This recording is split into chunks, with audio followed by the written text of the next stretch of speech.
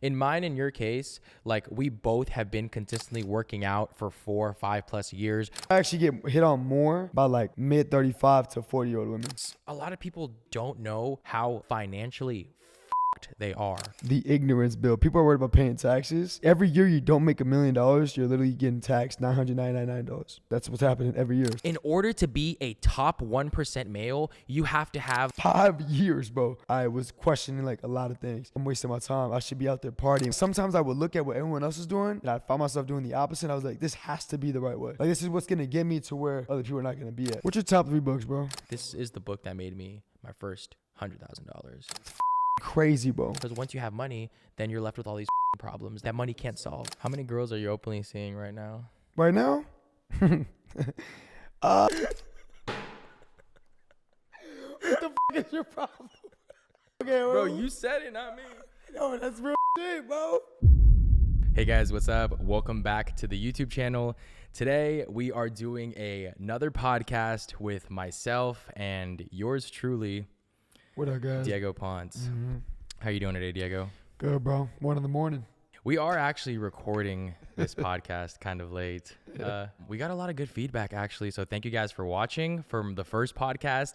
The feedback that I received on my channel and the feedback that he was receiving on Instagram and then just people complimenting him about the podcast really motivated us to do another one because, I mean, it was a lot of people thought it was really interesting, right? I mean, like legit, like 100 messages. Like literally. Insane. That's pretty, in 24 hours. That's fucking sick, bro. That's cool. Yeah. We do have a couple topics that we want to go over. We'll be discussing how Diego built his team and how P3 runs and operates. We'll also be going into fitness, staying focused, finance, business, education. We'll also be covering what delaying gratification means personally to me and to Diego as well. We'll also be covering some dating topics, right? Sure. I think that's what we planned to discuss. Let's just jump into it. So obviously, as everybody knows already, you own a gym. You're very big into fitness. Talk to me a little bit about why you started fitness and what motivated you to start bodybuilding, working on yourself, and overall just wanting to get better in the gym. Well, I mean, I feel like I have like the typical story for most people. Like, of course, number one was like attention from girls, for sure. I always wanted to make sure that like I had like an attractive appearance. That was when I was like in middle school though, right? I used to be a fat kid growing up, so being a fat kid growing up, getting in shape at a younger age, you know, I immediately recognized that when I did lose weight and I had like nicer arms, I got attention from girls. So that was like the first part, but then it eventually grew into something else, sports. I wanted to have an advantage from my opponent. So that was, you know, one of the main reasons. But the whole like bodybuilding thing where I'm at right now, I'm in the best shape of my life in my opinion right now. But I like to stay in shape right now. It has nothing to do with women or anything, bro. I just feel like when I wake up and I get to see evidence in the mirror that I work on myself. I think that's important. You wake up and you just literally have evidence of your work ethic right in front of you. So it's like a quick win to start the day. Rather than somebody who's like, you know, out of shape, right? Who doesn't like what they see in the mirror. The first thing in the morning when they wake up and they see themselves in the mirror, they don't like what they're seeing. I feel like that's such a bad way to start the day. You can't avoid it though, right? So I feel like being in shape is very important. You kind of had like the same deal. Like you were like into aesthetics. Like I remember from like senior years when I noticed it. Yeah. And you've always had like, I don't even know, bro. Like you've always been like big. Like low key, you've always been big. Like your arms, you're solid. Like, even right now, I feel like I put way more emphasis on fitness than you do. To be honest with you. Yeah, definitely. But like you're in great shape. Yeah. So I think you have a good good genetics for sure. But like why? It's actually like kind of like I don't know if it's like sad or depressing, but like I always used to like kind of being like I never like talked about this publicly. Yeah. So like I'll talk to you about it since like you know you're one of my close friends. But I was really like in a dark, bad place. I think I got bullied a lot actually. You told me that earlier today. I was like, what? Yeah. I would have never guessed that. Yeah, no, I would. But like, what do you mean that like people like give you like what the do shit at you? Or like, nah, it was pretty verbal, and I didn't really enjoy it too much. Like, what'd they tell you? A lot of it started in elementary. I think people just didn't like me. or they would just straight up bully me. And I remember one time, like, even it was pretty bad. It got worse when I was like in 4th or 5th grade. And I think it got to the point where like my teacher would even bully me too. I would like try to like hang out with like people like during recess, and people didn't really like want to hang out with me too. But like I had some friends. I honestly don't really remember too many of my friends from elementary, but I remember getting bullied in elementary kind of bad. And it sucks because I had my younger sister going to elementary school with me because she's 2 years younger. Yeah. And I remember, I think she like saw me crying one time, like after school. That's terrible. Yeah, no. And I remember because I was just like sitting there and like she just saw me crying and she was just like upset. And I just like told her, hey, like just kids like are bullying me. Like they're not really treating me as well. It got a little bit worse too in middle school. I don't know. Like I had like my own friend group, but yeah, like I remember a lot of people. When do you feel like it stopped? I don't think it ever stopped, to be honest, until we got done with school, because obviously like we weren't really around then. And you know what? Like it sucks because like I feel like I've always been somebody that has tried to put myself out there. Like I've tried to put myself in better situations, try to like be friendly and stuff, just try to like get more involved. And obviously like that happened in middle school. I started playing sports too. And it was fine with my outside of school sports teams, but just people in middle school weren't generally the nicest to me, girls as well. I didn't really talk to any girls in my elementary school. I didn't talk to that many girls at Terracotta because I don't know, I guess girls just didn't really like me. Our middle school was like pretty popping, bro. We had a bunch of crazy. Exactly. See, like I mean, like obviously the middle school had a lot of popular kids, and I definitely wasn't one of them. I mean, I remember you were, because like you were into sports. I was gonna say, like, I had a complete different experience. Yeah. But like, what's crazy is like I feel like everyone who like, cause look at you now, right? Like you're like you're beautiful, like you're aesthetic. So I feel like a lot of people who are like that look now always have the same story as a trip to me. I didn't have that. Yeah. To be honest. So in high school was still kind of like bad too. Like I kind of had the same fitness story as you, because honestly, like I just wanted to start working out just like girls and like just so people wouldn't really like kind of like be a pushover anymore. Yeah. But a big thing I remember, bro, I was sitting in class one day and one of these girls in our class just like looked at me and she was just like, oh, like, you're just kind of fat. And then I swear I still remember this. What? Yeah. Was she bad?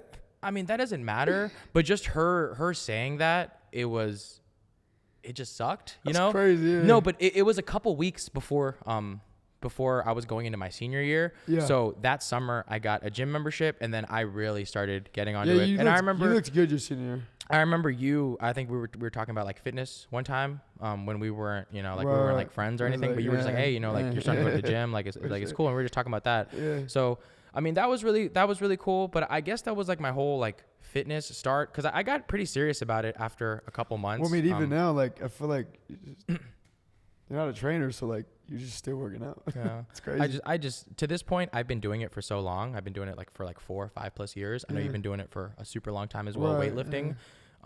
So yeah. The funny thing is like we played football together, and every time we had to train weights, I would go sit in the locker room because I hated it. I didn't like the workouts. I didn't like the workouts either, but I wish I would have taken it more serious. I literally worked out myself. That's why. That's literally the reason I stopped playing football my senior year. Because you had to work out. I got too into working out. I got too much into bodybuilding. I got too much into fitness. I started watching Conor Murphy a lot. Conor Murphy? Oh, the one that's crazy now? I mean, yeah, he's kind of like wacko, but he would always like post the shirtless videos and then just aesthetics. That's what really originally got me into wanting fitness. That's crazy. That's the whole fitness story behind. I guess that's the majority of the fitness story behind why I got started. Going into this, you did mention like obviously like you did say that you do take training and just overall gym more serious than I do, which is true. How do you stay focused while running this high-paced business? How do you manage to run that and balance your fitness and your diet at the same time? Like it definitely seems challenging for the 99% of people out there. Number one, getting abs is a lot of people can't do, right? Building a profitable business, a lot of people can't do, right? And that's insane that you managed to balance both of those. Both for sure. I'm gonna be honest. I think it's one important factor is who I have on my team. Specifically my brother Alan. That's one of our trainers, if you guys don't know who he is. But one of my trainer, Alan, he had inspired me. He kind of reminded me of like, because before I got into like business, I was in shape. I competed and all that shit. And, but then when I got into business, bro, I fell out of shape multiple times. And I made the excuse of, I have a business to run. I got money. It was just like, just disgusting, bro. But yeah, it was a combination of going to gym con, seeing other gym owners who make way more money than me, that they're in shape, 6-pack. I'm like, and then a bigger business. So like, my excuse was a business. This person has a bigger business and a better physique. How? It's just standards, bro. But yeah, a big part of that is who I have on my team, Vic and Alan. But they're in great shape year round. And having those guys, I think it's very important. Like, whatever you is surrounded by, you're gonna adapt to. So seeing them had motivated me to stay in shape. But for sure, bro, I think it just comes down to details. The same way you have to have your macros in place to get abs, you gotta have macros for your business too, bro. It's details. So you just have to seriously, you have to prioritize, bro. Like if you don't prioritize like what you eat and stuff like that, like you seriously would not get in shape. Yeah. So for me, also I think it does speak volumes to customers too. Like when people see, at the end of the day, bro, like people appreciate good physiques, bro. And I'm in that space. I'm in a fitness business, right? I hate seeing people who are out of shape, like in the fitness business. I'm like, what are you doing? Fitness is competitive, and it sucks because even though it sucks, it's true that a lot of fitness and a lot of the business you're gonna get because you look a certain way. Yeah, literally, bro. I have never had this much business in my life. Like in my life, bro. I feel great. And also like, bro, I feel like it's a huge confidence booster. I'm way more effective when I'm like in great shape. When I like what I'm seeing in the mirror, I just feel way, and people and clients can feel my energy too. Like clients will tell me like, oh my God, you look so good. You're inspiring. Like, you do so much. And like, and that helps me too, But like, that's the truth though, for real. Like, to everybody watching out there, if you guys are want to get in shape, just do it. Just get in the gym, because honestly, it will be one of the most life-changing things for you. Get in the gym, start watching some YouTube videos, start reading some fitness books, because dude, like fitness has literally like just transformed everything for me. I mean, it gave me a business. It obviously has for you. It opened doors for everything you have now. Like, it's nuts, bro. I liked what you mentioned earlier. You were talking about you being surrounded by your team. It energizes you. Like we both know, you are a product of your environment. How did you build your team? What did you look for? How did you build such a great team to run and operate your business? Because you always mention this. You always tell me how your business is sort of on autopilot mode, that you hired people who are way better than you to run your business efficiently. How did you manage to do that? Well, I started with Alan. Alan was my first like legit employee. He literally he came in part-time, ran a couple of sessions with me.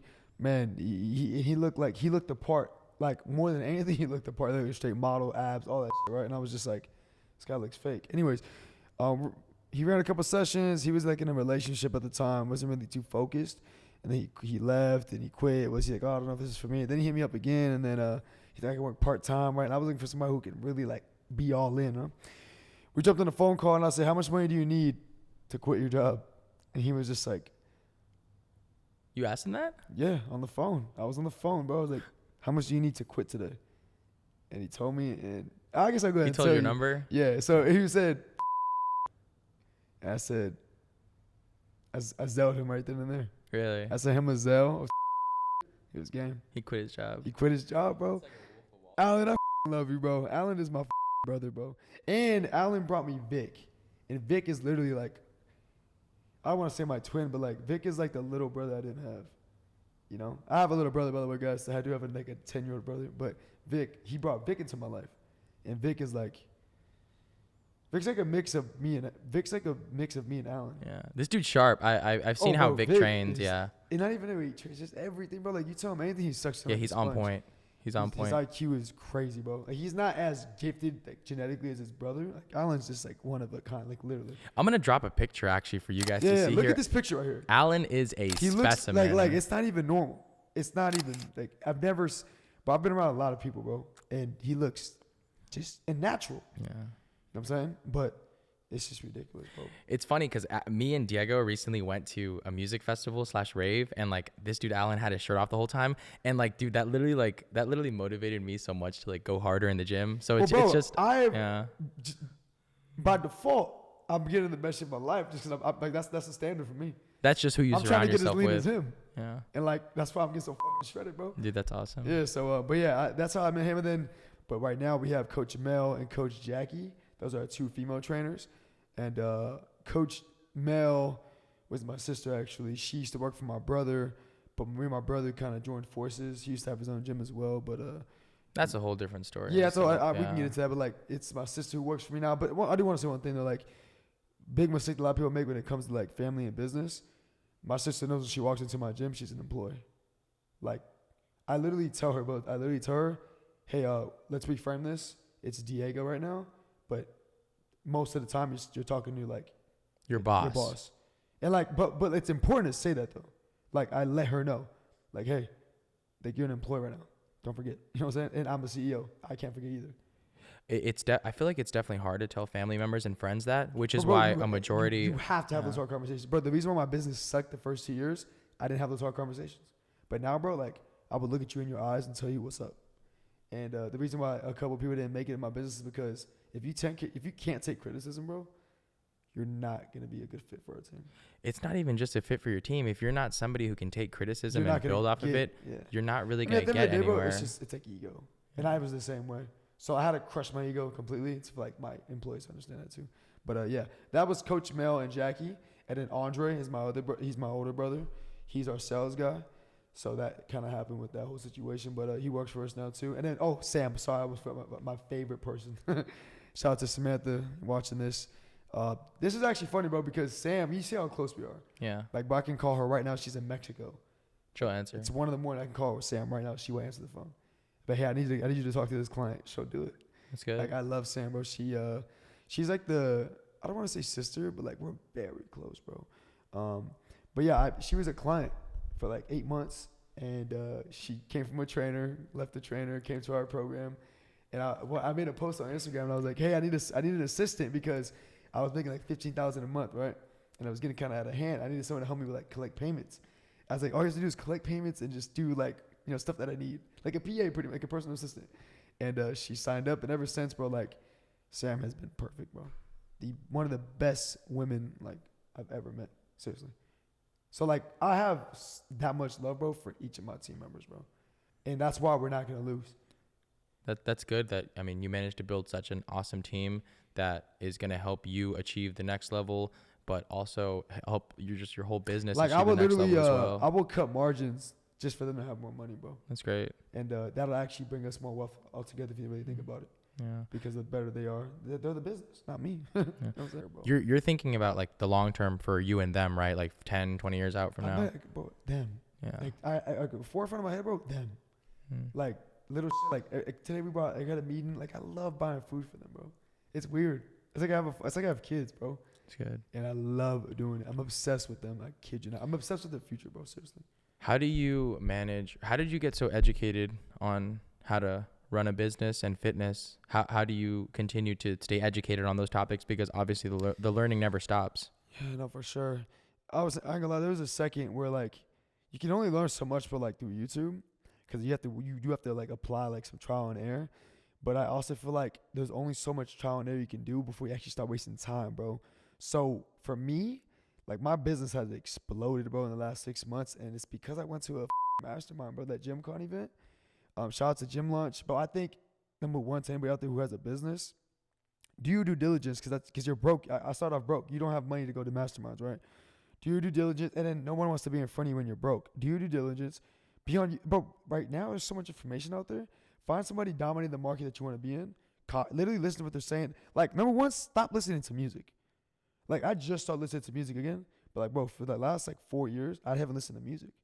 It was just podcast, YouTube when you're driving. Like every minute of the day, if I wasn't talking or doing something, YouTube podcast. And then at some point, you're gonna have to get in front of certain people, because when you talk to people, then you get convicted, right? Because when you're listening to Alex Hormozy like on YouTube, like it only goes so far. But if you get to see him in person or anybody who's killing your market, but I'm telling you, you'll come back with some real conviction. And conviction is a big part of like getting further in business. You have to like actually believe in the product that you're selling, you know? So that's what did it for me, bro.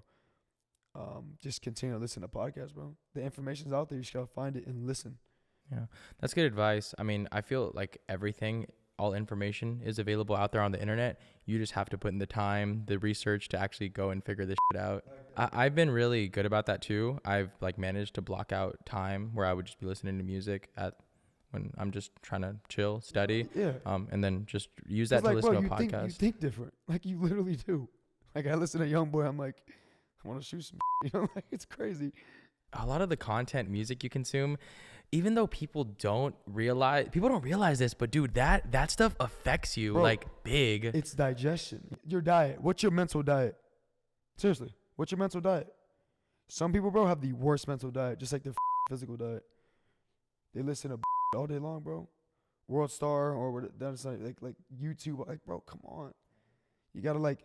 It's like one analogy Jeff Logan said, one of my mentors. He said, if you go to the UFC channel, right, ESPN, you're going to find nothing but sports there, right?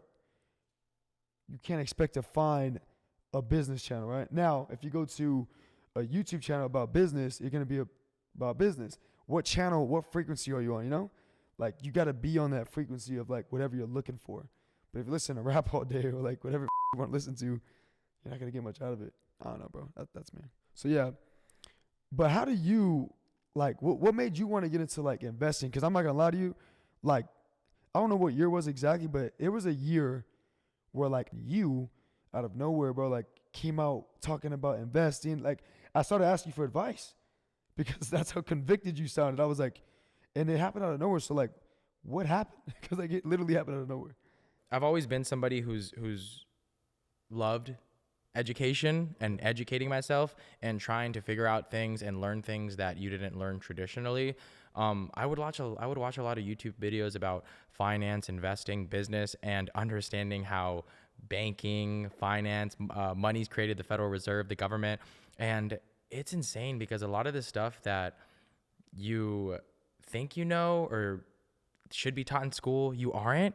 And it sucks because a lot of people make like horrible financial decisions just because they don't learn this from a young age. My personal favorite form of education is just books. What's your top 3 books, bro? Top 3 books. Like the last 3 books you can read. The Righteous Mind, Why Good People Are Divided by Politics and Religion by Jonathan Haidt. Super good book. I actually want to get into that book in a second. Contagious, Why Things Catch On. It's a marketing book. Really, really great book. I would recommend reading it. And then another one is the Content Fuel Framework. It's an awesome book. And the whole concept of that book is how you take a marketing concept and how you think of different ways to multiplying that piece of content to create 10 pieces or 100 pieces with one topic. It sounds like leverage. The whole book is about content leverage. It's an awesome book. But yeah, those are definitely some books I'd recommend to check out. A lot of people recommend like these books that you probably hear everywhere, and How to Win Friends and Influence People by Dale Carnegie. Even though those are great books, I feel like that's like one of the biggest ways you could tell most people don't read, because those are like some of the most basic books, even though their teachings and their principles are really good. I've read them. For the record, I have never read more than like one book.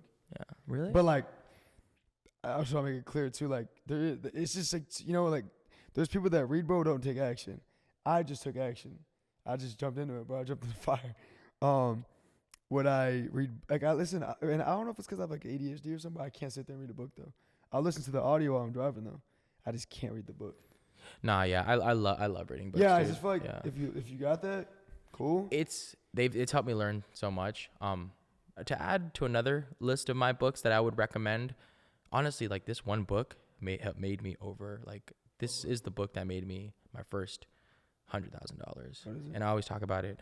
The Intelligent Investor by Benjamin Graham. Awesome book, dude. Awesome book. It's like pretty long, 500-600 pages, but I love it because it goes into the quantitative metrics on how to value companies and how to value the overall market, not the qualitative aspects like the qualities of a company, but the actual numbers and crunching down PE ratios and forward ratios, price to book ratios, and to actually digest and understand financial information in order to make good, savvy financial decisions. Awesome book. I would definitely recommend checking that one out. I kind of want to tack on to what you said about how a lot of people listen to the same music and watch the same.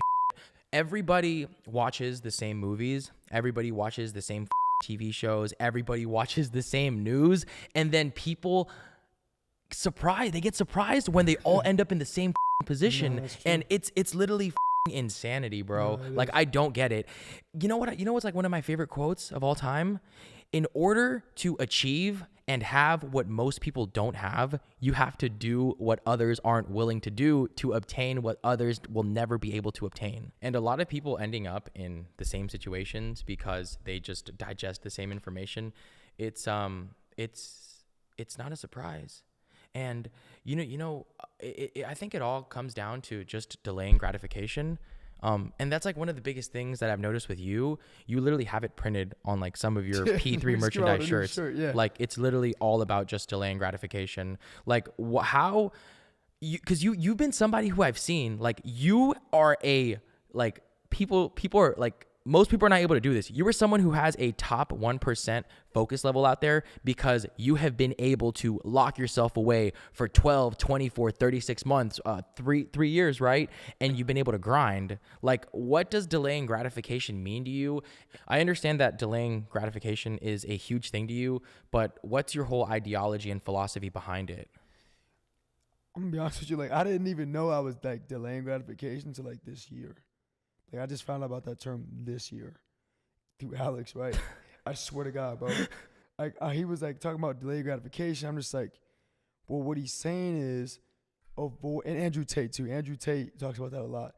But I realized, like, these guys, what they're saying is, he said, avoid as much, anytime pleasure usually is not good for you in the short term. Or it's usually good in the short term and not good for you in the long term, right? Anything that's like instant, like okay, example, we can go to In-N-Out right now, fire, right away, right? Or we can wait till tomorrow and eat a good breakfast. You delay the gratification. So I feel like I didn't realize what I was doing, but for the last like 3-4 years, I honestly, bro, like, I don't even know. I don't know what had caused me to not, because, bro, I see people popping out. I see people having fun. Like, bro, there was a time where, like, I would say from like 19 to like 23, I kid you not, bro, like 5 years, bro, I was questioning like a lot of things. And I was like, I'm wasting my time. I should be out there partying with girls, right? I think the only thing that kind of kept me focused is that I felt like I owed this to, like, for a while it was for my brother. Like, when I passed away, I was like, I owe it to him. So, like, just shut the up and do the work, right? Bro, New Year's at the gym, Christmas at the gym. I was just like, I you know what's crazy too? Like, I would always, but I ain't gonna lie, sometimes I would look at what everyone else is doing and I found myself doing the opposite. I was like, this has to be the right way. Like, this is what's gonna get me to where other people are not gonna be at. So yeah, you're absolutely right, bro. Like, the whole focus part, I didn't know I was delaying gratification, but for sure, bro, I was always just eating, bro. I was just eating, not having fun, not enjoying much, just grinding, bro. Getting the product right. And now it's kind of moving on its own. I mean, you see it, bro. It's just kind of floating now, right? I think a lot of the things I've always wanted to accomplish as well involve massive levels of delaying gratification. And that all kind of ties into the marshmallow test. Have you heard of it? Yeah, with the kids, right? Yeah, it's like, that's so basically crazy because those are kids, bro. Yeah, well, I mean, you're very susceptible as a kid, like mentally. Like, when you're a kid, you literally soak in information like a sponge. So for those of you that don't know, basically the marshmallow test is this scientific test where researchers took kids from between 3 to 5 years old, I think. And what these scientists would do is that they would give these kids marshmallows. And what they would go ahead and do is say, if you can wait an hour and not eat the marshmallow we just put in front of you, we will give you a second one.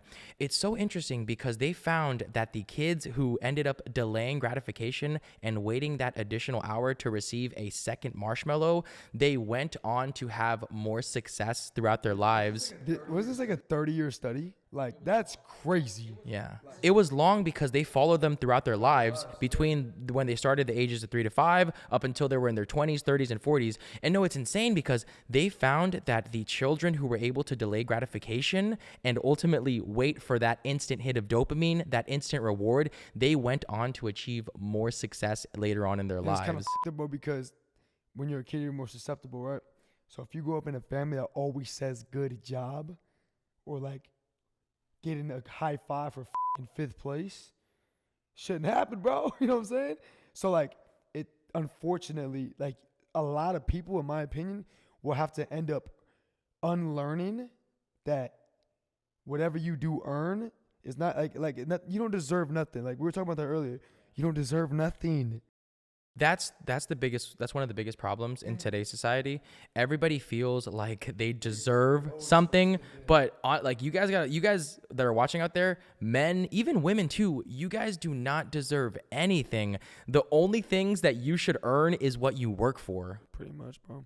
Now don't get me wrong, like some people get lucky, but like definitely just get the word deserve out your like vocabulary. Yeah, honestly, like really great advice. I try not to use the word deserve, saying I deserve X, Y, Z things in my vocabulary. Everything honestly comes down to what you prioritize in your life, whether that's fitness, finance, spirituality, your mental well-being. But besides the point, what do you think? I know we covered delayed gratification, and that has a lot of big things to do with business, finance, and investing.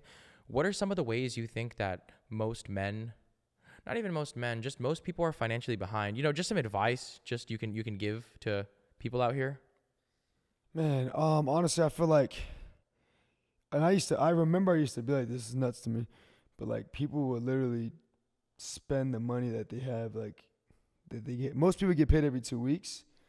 And I remember being in that situation, but like people literally spend money and then they live off of like what they're going to get. You know what I'm saying? That's what I see the most common. Like I do a lot of sales, and like bro, people literally walk into my gym with like $100 to their name. At 25, that is unacceptable, bro. Yeah.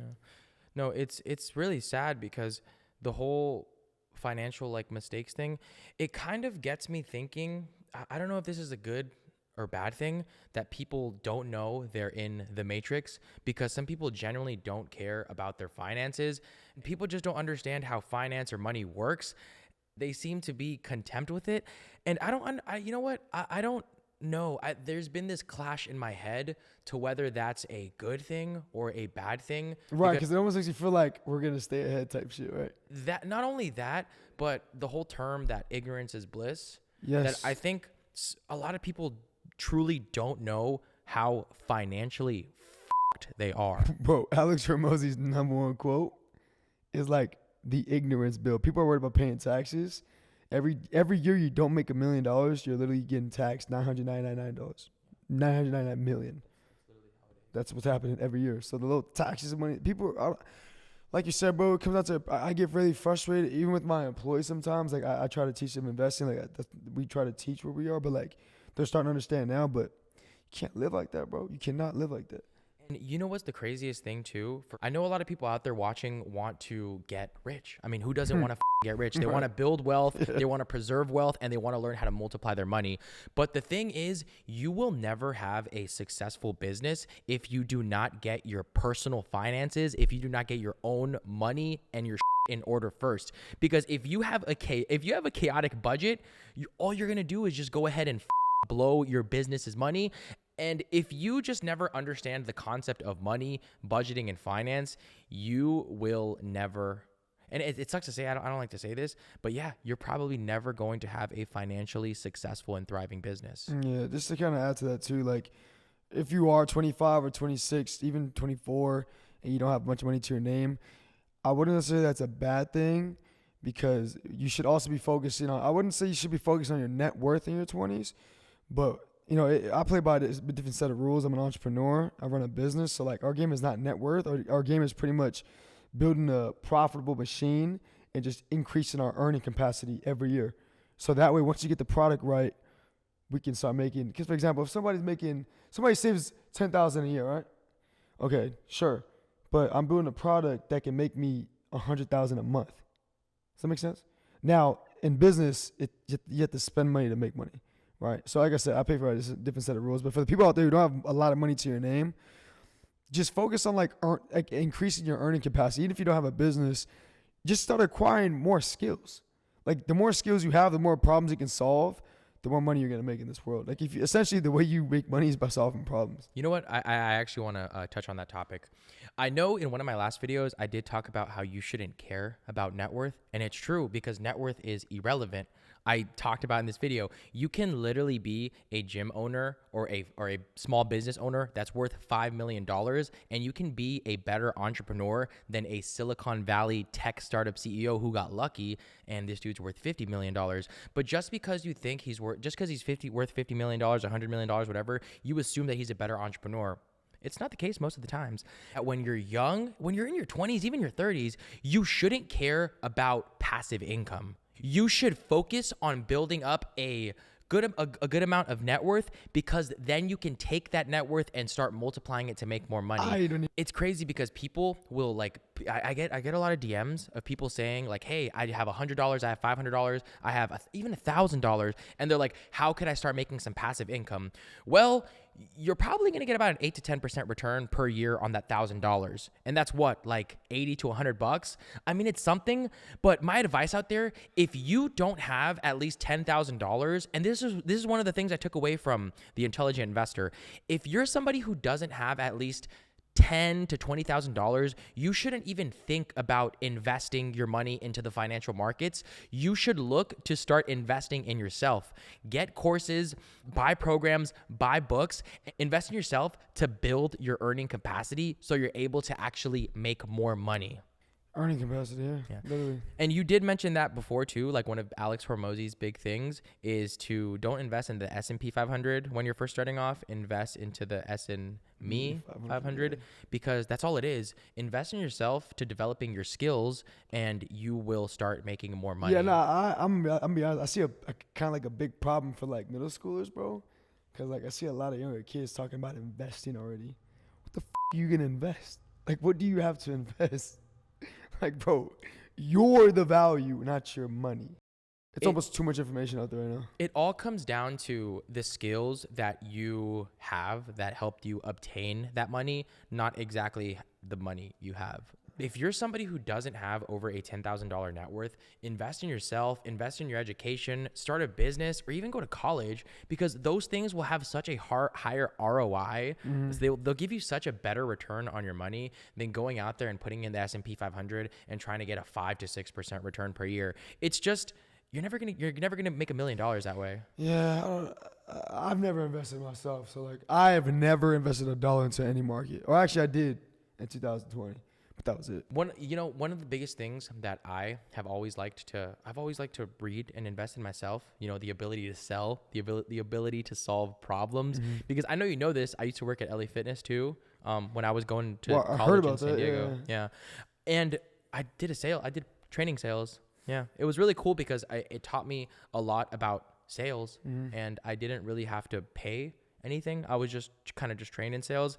And even car sales, training sales, bro, you literally learn so much, because I love selling, because if you have the ability to sell, you'll probably never, ever go broke a day in your life. Never again. No, sell is the highest skill you could possibly have. And the biggest thing I like about sales and problem solving is that these things teach you how to be proactive and not necessarily reactive. You learn how to basically take a step back and figure out the situation, even with your clients or in your business, and they teach you to think in a way that's emotionless. You actually learn how to actually solve problems. It's awesome. Like, he's learned a lot of this stuff. I've learned a lot of this stuff. And like, nobody out there, like, not a lot of people are teaching this shit. So some of the stuff we talk about, I feel like people, like, there's been people out there that like say like, this is so obvious, like, don't blow your money on stupid like fitness, workout. And it's like, they say like, this is so obvious, but like, if it's so obvious, like, why does your life still like suck most of the time? Like, there is probably a 0% chance that I would trade my life for a lot of the lives these people are experiencing, because they don't have like the same drive, the same mental capacity to bro, learn and understand these things. You know what kind of scares me? What? Is that some people can like bring kids into this world like with no money, bro. It's a trip. That having kids is literally one of the biggest. It's probably the mistakes you can do, bro. You know how much it costs to raise a kid in the United States from 0 to 18? How much? Like $250,000. Well, I look around sometimes, bro, and I see these guys posting their children. I'm like, are you kidding me? I don't know, bro. It's exposure therapy, bro. Maybe they see somebody else do it. Their homie did it. Yeah. Or I see a lot of girls getting pregnant, and I'm like, oh my God, scares me, bro. And not to like knock anyone. Yeah, knock anyone. It happened. I'm not even gonna say it happens. That it doesn't just happen. You have to do a couple things before it happens. Right? Yeah, but like I said, not to knock anyone out there, but it will be a lot more difficult for you to attain financial freedom and build wealth if you do have a child to provide for. It's an instant liability, no matter how you look at it. Some people that I know, like they have dogs, they have pets, and those things already are hard enough to take care of. So I can't even imagine a kid. What do you think it takes to be successful? Like, what do you think you have to sacrifice, or what do you think you have to do that a majority of people don't do in order to become successful? I would say the number one thing, to at least I can only speak for myself, to my success, bro, is literally just being consistent every day. Like I was talking about the last podcast, bro. Yesterday doesn't matter. Last week doesn't matter. Just do the thing that you're supposed to do daily. Why do you think consistency is such a big thing for you? Because, bro, consistency is going to build you into the person that you're supposed to be to get to where you want to be at. Like, you need to do the things that the person that you'd want to become in the future, what they would do. Every time. Who cares about the outcome? Because by default, if you keep doing the thing you're supposed to do, you're going to get to where you want to be at by default. Just show up. Bro, literally, Alex talks about this, right? It is so easy to win nowadays. Literally, bro.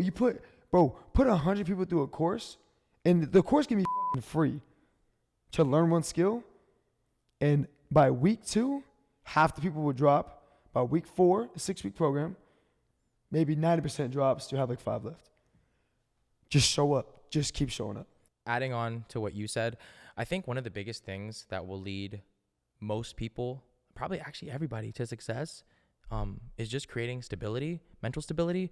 Because once you create mental stability, you'll literally be able to achieve anything you want. And that was like one of the biggest things for me. And I see that a lot online for a lot of people out there, like, after I make X amount of money, I'll be happy. Or after I make like $10,000 monthly, I'll start feeling happy. But you know what the thing is behind that? I think one of the first biggest milestones for me was like reaching $10,000 or $10,000 net worth. Then it was $50,000. And I think once like I hit $100,000, like a couple years ago, I was like, okay, like this is a lot of money. But at the same time, I didn't really like feel like any different way. Like I stopped and I thought to myself, I'm like, okay, well, what is it going to take to reach $100,000 or $50,000? Like it was all like a snowball effect. It was all stepping stones for me. But once I hit that, I didn't really like feel any different. Like I had a lot of like personal problems too going on back then. So I feel like I thought like money would like solve a lot of these things, but it really doesn't. Because once you hit certain financial milestones, even though they're minimal, like obviously like for a lot of people watching, maybe some people don't think $100,000, $200,000, whatever, that it's not a lot of money. It's really not. And I'm not trying to like brag and say that it is, but it's just all financial stepping stones. But beside the point, once you start fixing a lot of your internally, your life will get a lot better. Like I said, because once I reached these financial milestones that I thought would make me quote unquote happy or satisfied, you're still left with like this feeling, this like emptiness inside of like this void that, you can't really seem to shake. And that just kind of goes deeper into a lot of the problems that you have, because once you have money, then you're left with all these problems that money can't solve. That's my biggest thing about just creating mental stability within myself, because I don't really choose to be happy. I don't chase happiness. I just chase like mental stability, because like that's one of the biggest things that I follow on a day-to-day basis. I don't wake up every day and I decide, hey, am I happy today? No, I don't really think that. What I do is that I follow my routine. I follow my training, my research, my work, going to school, and those things have created mental stability and peace of mind in my eyes. And it's really one of the things that I think people should focus on, because a lot of people obviously like to focus on themselves physically, themselves financially, but a lot of people overlook their mental well-being. It is the thing that will help you achieve like massive success in 100%. life. I also want to say, like, I think a big mistake that people make is chasing happiness, number one. I hear it all the time.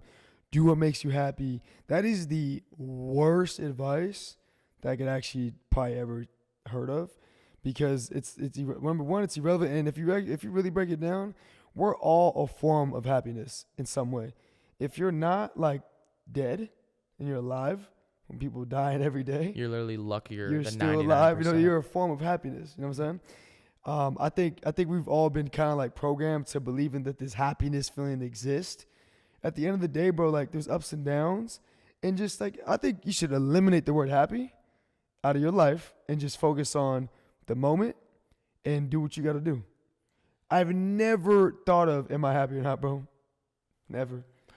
I believe that like happiness is finding your purpose and just setting out, like working on what you want to work towards and accomplishing what you have set out for yourself. And if you work on purpose and if you actually find something that you have purpose for, that will definitely create I will agree. happiness. If you don't have that in place, it may be very difficult to like live. I know a lot of people are curious about like your dating life and how your relationships go. I mean, especially because we talked about this too. You do interact with women clients basically on a daily basis. And I've actually there are a lot of girls have been open from your gym that as like having a quote unquote like crush on you in some sort of way. How has like that affected dating? How has dating been like that for you? It has happened before, like where like they're pretty straight up, but like for the most part, they'll just do things to kind of show that they're interested. I'm not really at the gym no more, bro, to be honest with you. Like I'm not really around my clients a lot. Like I barely see them actually. Like nowadays, you can't even really see me. But my dating life right now, I'll say this. My dating life has actually been a lot better because I've been so honest with the women that I do see. I tell them everything that I'm going through. I let them know exactly where I stand. And I say it like this, and this is my advice to any guys out there. Women don't like surprises. So if you could just let them know the deal from the jump, like, hey, and you don't got to tell them like, I'm with this girl, that girl, that girl. I'm not saying that, but sometimes if you're just being honest and say, hey, I'm focused on, like, for me, most people know I'm committed to P3. And I believe being committed to a girl takes a lot of time and energy. How are you going to do that when you're trying to commit to a business that requires also time and energy? You can't do two things, bro. Pick one. I always tell the women that I do invest time with that right now, if you catch me and we have fun, cool. If we go out, cool. But I'm focused on one thing right now. So I'm actually, bro, like I'm very against like, I am just really big, bro, right now in my life. I don't want to impact anyone's life negatively at all, including women. And I've been in situations where I've had a lot of leverage over certain girls, and I abused it a couple of times where like I knew I could get away with certain things, but like it's whack, bro. And it makes me feel like shit, to be honest. So I always give them the option like, hey, I have a lot of love for you, but I'm not gonna just shut out my other like women that I know who care about me as well, And I never plan on, like, honestly, bro, the whole hookup thing. The hookup culture is crazy right now, bro. Everyone has been with everyone. Yeah. And honestly, I'm at a point right now, bro, I'm at a point to where, like, a lot of people probably think I have a bunch of body count, like high body count, right? It's not what you think, bro. I've never really, I don't think, like, having a high body count is necessarily, and I'm mad, bro, because, like, flex. I wish I can go back and change, like, what I have done before, like, in the past years, because it's not a flex at all. It's disgusting. I do wish I can go back and, like, change the whole, like, mindset on body count because, bro, like, it's literally a horrible thing to do, and it should be very sacred. I believe this. If you want to sleep with multiple people, cool. But I do believe there should be some type of real connection there. Like, there's no way in hell you should, like, have sex with a stranger. Yeah. Like, that's crazy to me, bro. Now, don't get me wrong. There may be some women out there that some guys are just so like sexually stimulated by based off of their appearance. But for me personally, bro, I've been around so many attractive women. Like my gym, there's a lot of beautiful women in my gym. I don't even like care anymore, bro. It doesn't even like stimulate my brain no more.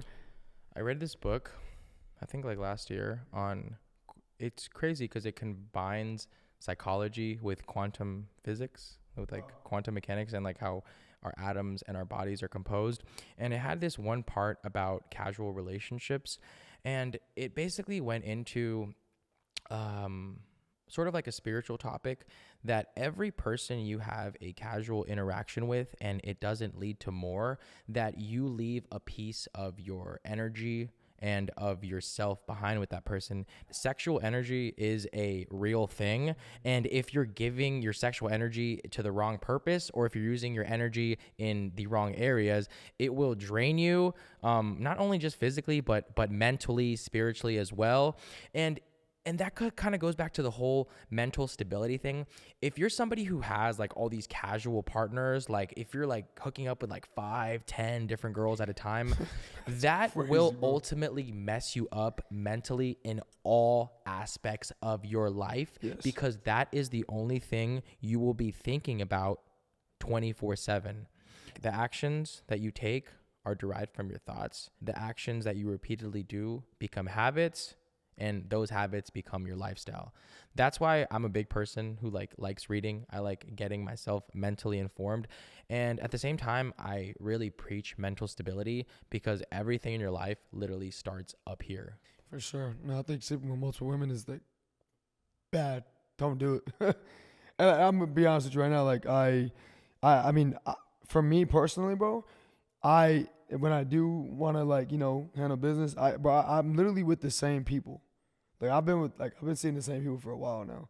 And for me to add to the roster, I guess you want to say, it has to be like, and nowadays, bro, it's like, it's so hard to like even approach women. How many girls are you openly seeing right now? Right now? Personally, bro, I would say like two. Two, yeah. Like that I'm actually like active with. And they know about it. They know about the whole situation, right? You laid out the parameters. Absolutely. Wow. They know exactly what's going on. And don't get me wrong, I have other options available, but doesn't mean I practice those options. And the two women that I do see, like, they're solid, bro. My thing is, like, they don't see anybody else. You know what I'm saying? Like, okay, wait, what? Okay, wait. So you're basically in a open relationship that is one-sided on your end, right? It's closed off on their end? Yeah, I mean, in my opinion, this is my thing. If a woman is being like, most women, bro, just want to feel like, they want to feel sexy, they want to feel loved, right? If you're filling that void, they're not going to go seek that from any other source. So, fellas, if you have a girl that you really like, but she's sourcing out to other men, you're just not filling that void, or sometimes she's not the one for you. Sometimes, no matter how fly and how value you are, sometimes it's not possible. But for me, I have enough. They appreciate me that much that it works. You want to know something crazy, bro? You want to know something that started happening as of recently? And I don't know if it's because like what I've been the character I've built over time, but like, bro, like I get hit on, bro, by like a lot. I would say I actually get hit on more by like mid 35 to 40-year-old women. So older women. Non-stop, bro. Non-stop. Like all the time. Why do you think that is? I've been told that a lot of women think I'm like 30. They think I'm very older. Like I'm 5-6 years older than what I am.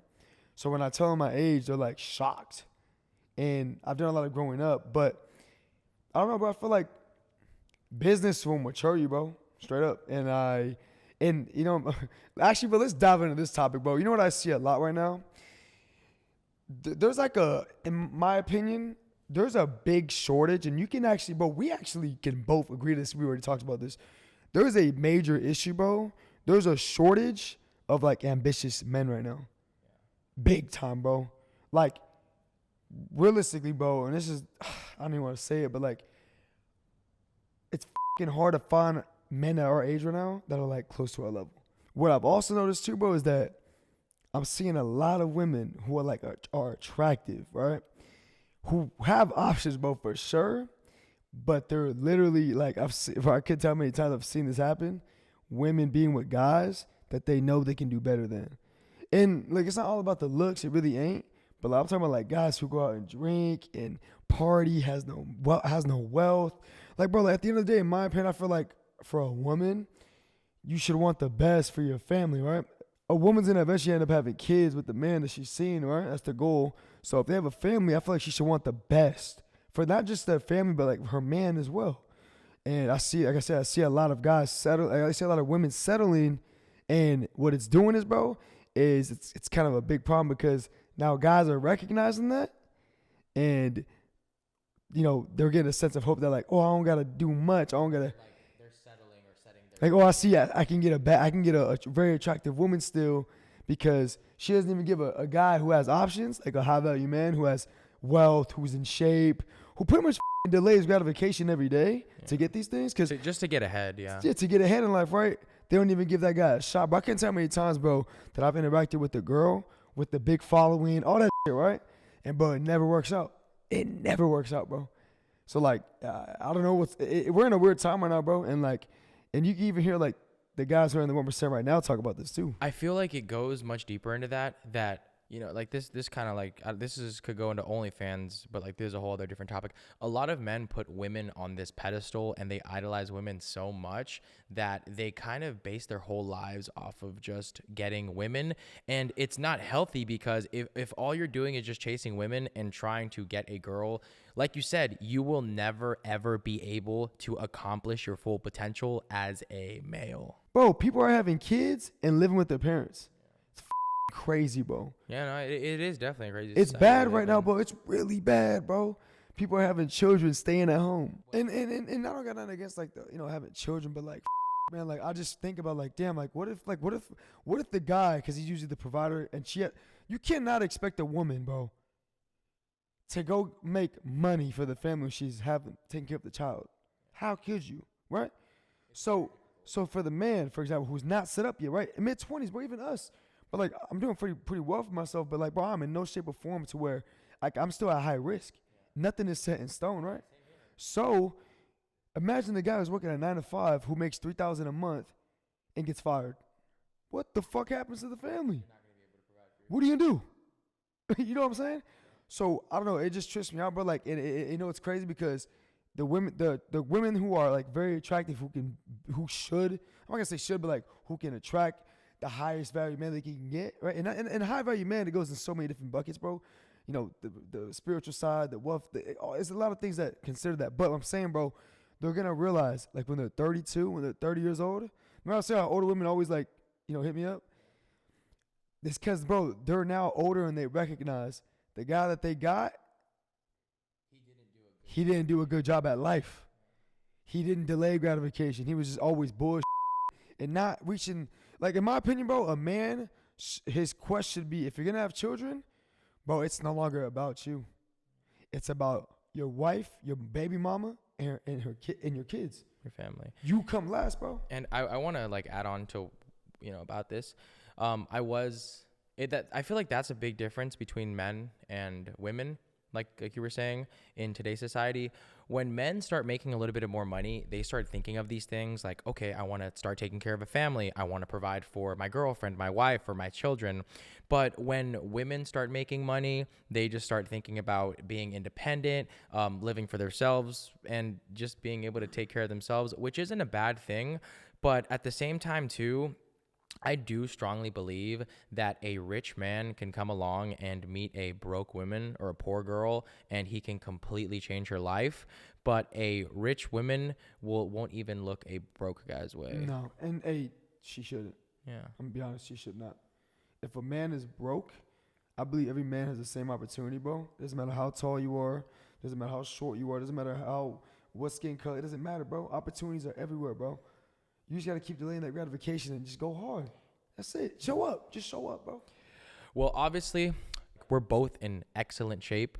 We both have really great net worths. In mine and your case, like we both have been consistently working out for 4 or 5 plus years. We both have developed and built up and had numerous financial successes, and we both have plenty of dating experience.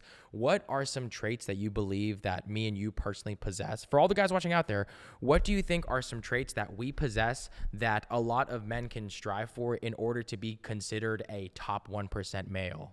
We've said this like 1,000 times today, but bro, you gotta have the ability, but to just delay gratification. Stop choosing. Like, for example, if you're out of shape, if you are, like for men, if you are fat, you consistently choose short-term pleasure over long-term success every day, every time. For example, every time there's a plate in front of you, you want to make sure it tastes good in that moment, but it fucks you up the next day. Every time. That's why getting in shape is important, bro. That's number one. Number two, I would also say sacrificing, bro. Doing that you really don't reap the benefit for. Honor, duty. I currently do that for my team right now. Bro, so when I have a wife and kids, bro, it's going to be the easiest transition ever, bro. I already provide for 6, 7, 8 people. You know what I'm saying? So I feel like a lot of men right now, if they don't get like the direct benefit or the return right away, they don't want to do it. It's crazy because like we've done all of this stuff. Like we understand all this stuff, and we're both still in our early 20s. Like it's insane to see how much like life experience and success we're still going to have like ahead of us. And in no way, shape, or form, I'm trying to say this in a disrespectful manner, but I see a lot of people who are watching these other YouTubers who are in their late 30s, 40s, and 50s. And it's good to look up to these people, yes, but at the same time, you should have this already figured out by that age as a man. This is what sets me and you apart from a lot of the content and a lot of the people that other people are looking at as examples online, is that we're doing this and we've done this in our early 20s. We've figured out so much of this already at such a young age. I'm just glad we're documenting it, bro, because it's easy to say that when you're Andrew Tate or you're Alex Hormozy or Brandon Carter. The good thing that I like about this for like everybody watching out there is that this guy and me are relatable. Like we are relatable to our audience. Obviously, we're not people who have super multi-million-dollar net worths right now. Just keep watching though. We will eventually get to that level. Just keep watching, be patient, and stick around for the whole process and the journey, and watch the work that we ultimately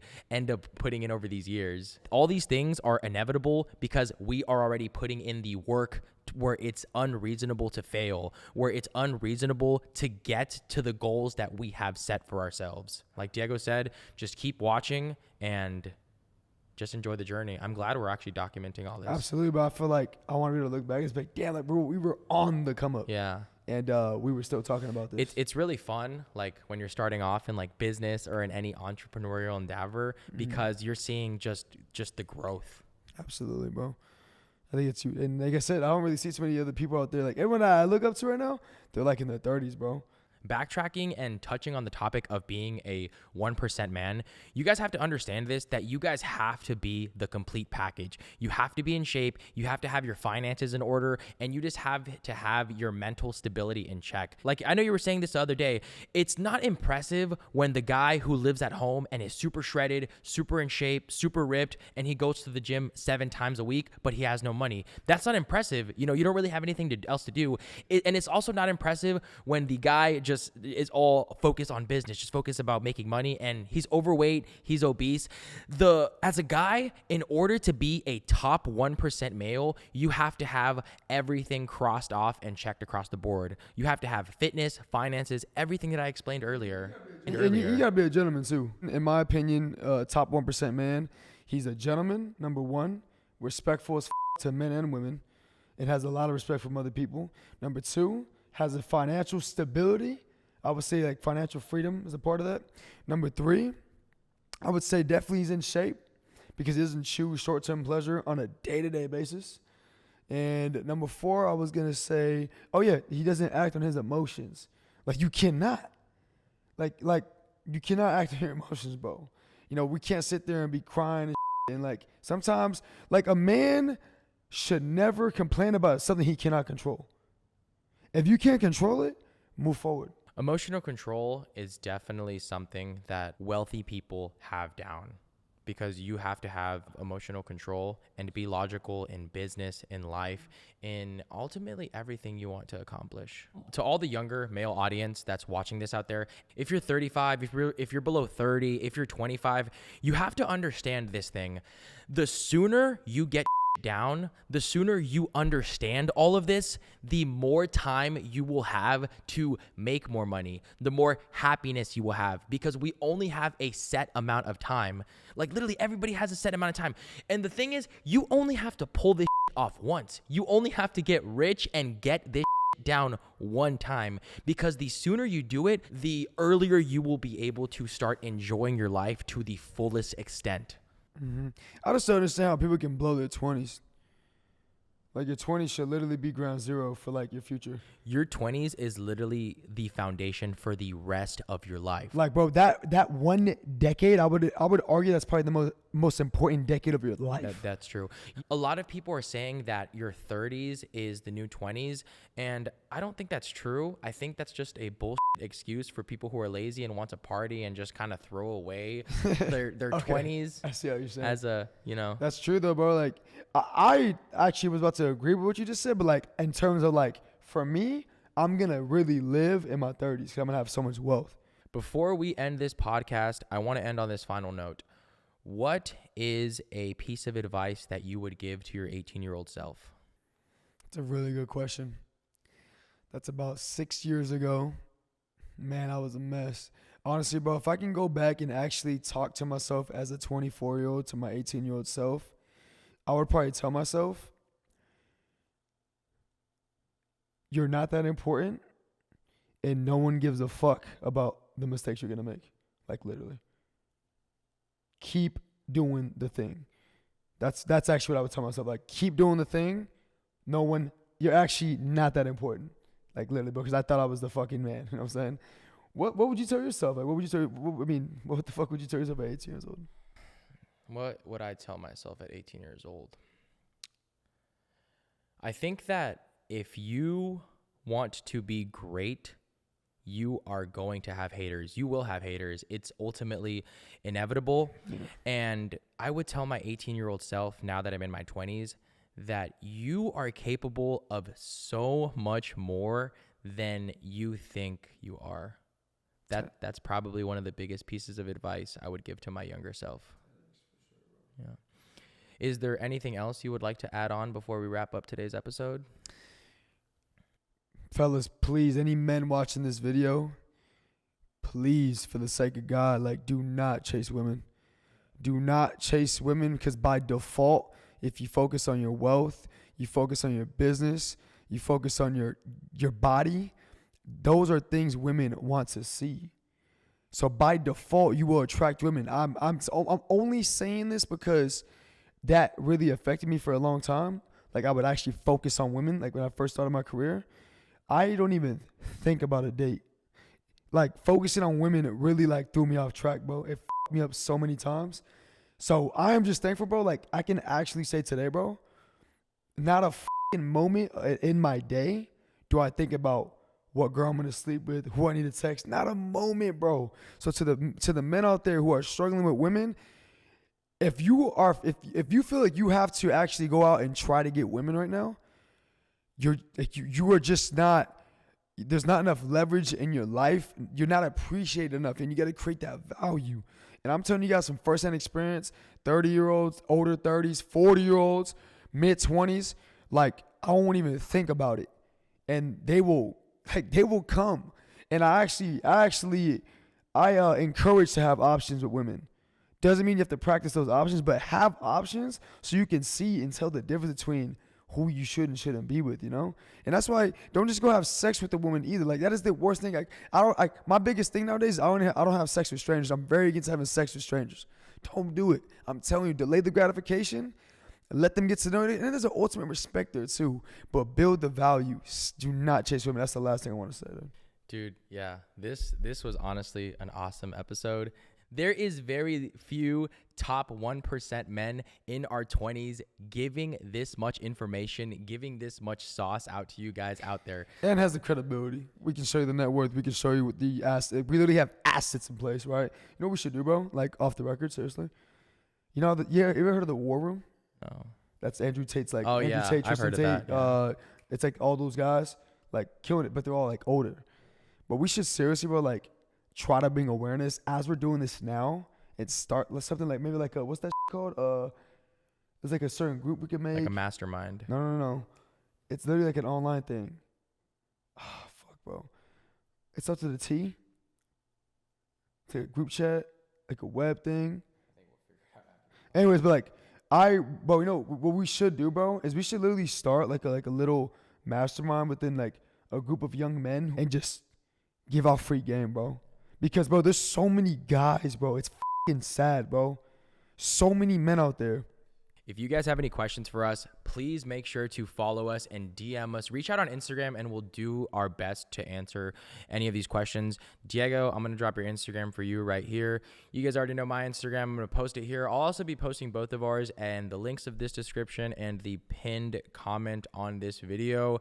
I really hope you guys enjoyed today's podcast. Make sure to smash that like button, comment, subscribe, because doing so really helps us out a lot to continue making more of these podcasts. Get rich in your 20s. It's possible. You only got to pull this off one time, just once, and then you can live the rest of your life free. Yeah. Financially free. Mm-hmm. This was an awesome podcast. It was awesome having you on here again. Absolutely.